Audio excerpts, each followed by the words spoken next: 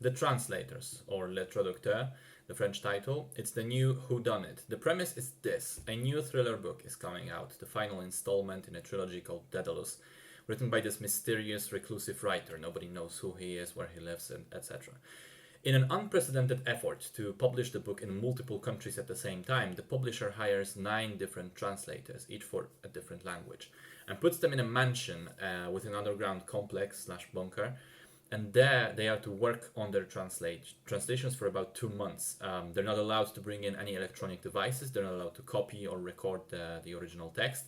They even receive the original text in small increments, 20 pages at a time, so as not to leak it in any way.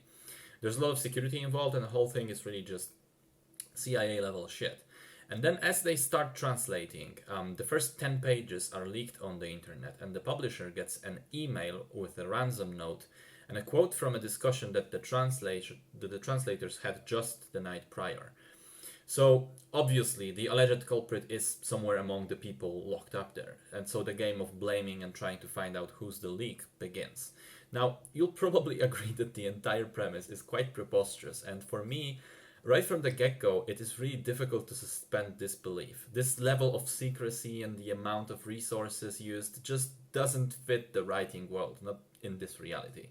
But okay, say that I do accept this as a premise and roll with it, because okay, otherwise it will be like criticizing Star Wars for taking place in space or having lightsabers. It's one of the fundamentals of the story, so you have to accept it to go forward in any way.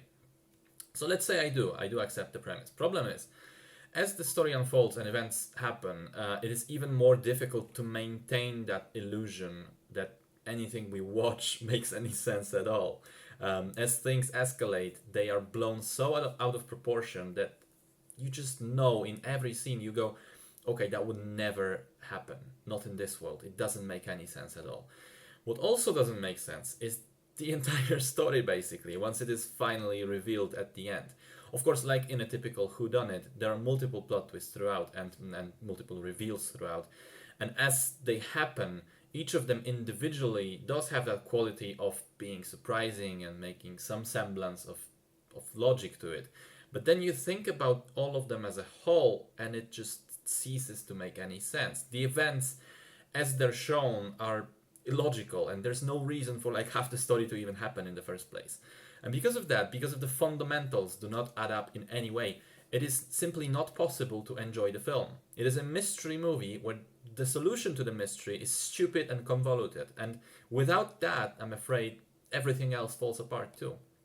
I tried to find some other positives to cling on to, but the performances are unimpressive, none of the characters is particularly interesting, and even in terms of pure cinematography, because pretty much all of the film takes place in interiors, it's pretty bland and uninspired.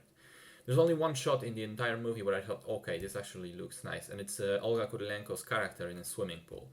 Other than that, the translators are a total waste of time, I'm afraid.